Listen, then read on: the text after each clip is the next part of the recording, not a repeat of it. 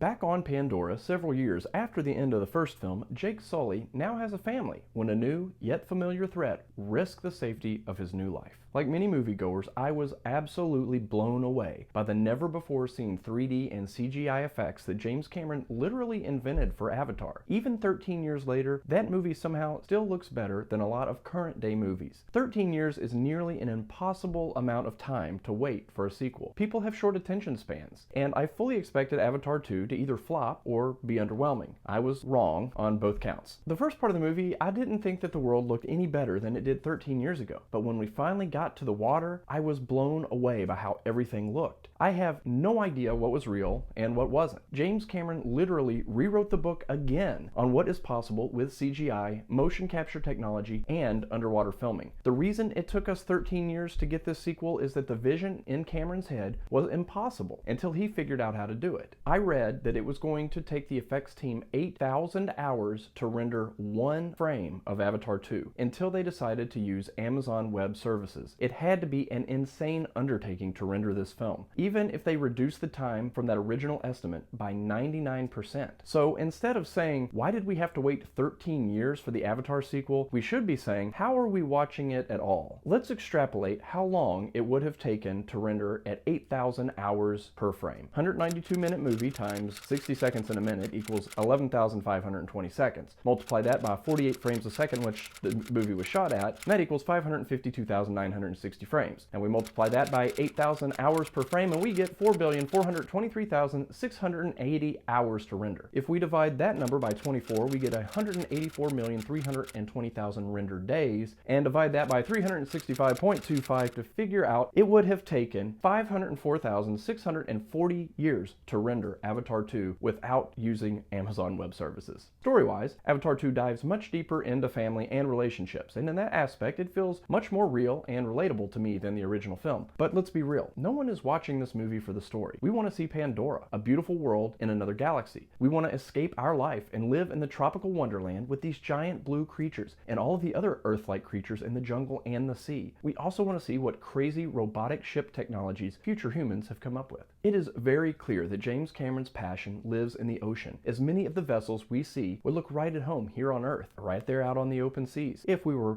maybe 100 years into the future. For the first time maybe ever, I didn't mind the long establishing shots or the shots of the characters just swimming and playing in the ocean, because I wanted to see more of the world of Pandora. 3 hours and 12 minutes is a long movie and a big ask for audiences, but even so, I never once looked at my watch or wondered why something was going on for so long. I do think seeing it at the theater versus at home probably really added to my enjoyment. And the attention to detail on everything is absolutely insane. There is an extended hunting expedition in the middle of the movie, and by the end of that expedition, I felt like I could have hunted these creatures. Of course, I never would, one, because they're made up, and two, because that's arguably the saddest section of the movie. There definitely is a save the planet message here in Avatar 2. Now, I expected to be underwhelmed, but was completely overwhelmed, just as I was in 2009 by the beauty of the world of Pandora. The story is better than expected, and the action is incredible. Every frame of Avatar 2 is magical. It is the best of Cameron's filmography. You get those deep-sea impacts from his movies The Abyss and all of his documentaries. You get the giant sinking ship from Titanic, the battle with an enemy who seems impossible to stop in a setting full of fire and sparks, just like in Terminator and Terminator 2. Avatar 2 is a movie that needs to be seen to be believed. You need to see it on the largest screen with the best sound system possible. It lived up to the hype, even if its runtime probably going to keep me from revisiting very often. It is one of the visually prettiest movies that I have ever seen.